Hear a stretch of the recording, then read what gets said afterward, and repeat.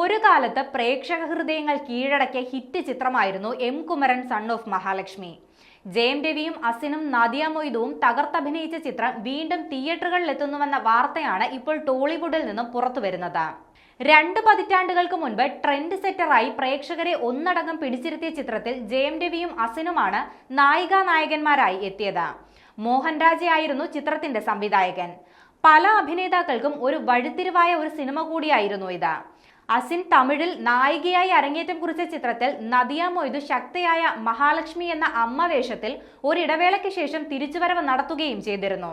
ഏറെ ആരാധകരുള്ള ഈ ചിത്രം റീ റിലീസ് ചെയ്യുന്നുവെന്ന വാർത്ത പ്രേക്ഷകർക്കൊന്നടങ്കം ആവേശം പകരുന്നതാണ്. ഫിലിം എഡിറ്ററായ മോഹൻ നിർമ്മിച്ച M Kumaran son of Mahalakshmi March 14-നാണ് റീ റിലീസ് ചെയ്യുന്നത്. ചിത്രം കേരളത്തിലും പ്രദർശനത്തിനെത്തുന്നുണ്ട്. ബോക്സിംഗിന്റെ പശ്ചാത്തലത്തിൽ ആക്ഷൻ, പ്രണയം, നർമ്മം, ദുരൂഹത, വൈകാരികത എന്നിവ ചേരുംപടി ചേർത്ത് ആബാലവൃദ്ധം കാണികളെയും ആകർഷിക്കും വിധം മോഹൻരാജ അണിയിച്ചൊരുക്കിയ എം കുമരൻ സൺ ഓഫ് മഹാലക്ഷ്മിക്ക് അന്ന് ലോകമെമ്പാടും വലിയ സ്വീകരണമാണ് ലഭിച്ചത്. ഒരു തമിഴ് യുവാവും മലയാളി പെൺകുട്ടിയും തമ്മിലുള്ള പ്രണയത്തിന്റെ അകമ്പടിയോടെയായിരുന്നു ചിത്രത്തിന്റെ കഥാപ്രയാണം.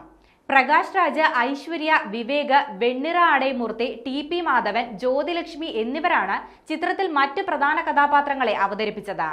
ആലപ്പുഴ, പൊള്ളാച്ചി, ചെന്നൈ, ഹൈദരാബാദ്, മലേഷ്യ എന്നിവിടങ്ങളിലാണ് എം കുമരൻ സൺ ഓഫ് മഹാലക്ഷ്മിയുടെ മിക്ക ഭാഗങ്ങളും ചിത്രീകരിച്ചത്. ശ്രീകാന്ത് ദേവ സംഗീതം നൽകി ചിട്ടപ്പെടുത്തിയ ഇതിലെ ഗാനങ്ങളെല്ലാം തന്നെ സൂപ്പർ ഹിറ്റുകളായിരുന്നു. 2 പതിറ്റാണ്ടുകൾക്ക് ശേഷം വീണ്ടും പ്രദർശനത്തിനെത്തുമ്പോൾ പ്രേക്ഷകർ ചിത്രത്തിനെ അതേ ആവേശത്തോടെ സ്വീകരിക്കാൻ കാത്തിരിക്കുകയാണ്. ചിത്രത്തിന്റെ റീ റിലീസ് തീയതി പ്രഖ്യാപിച്ചപ്പോൾ സമൂഹ മാധ്യമങ്ങളിലൂടെ മികച്ച സ്വീകരണമാണ് ലഭിച്ചത്.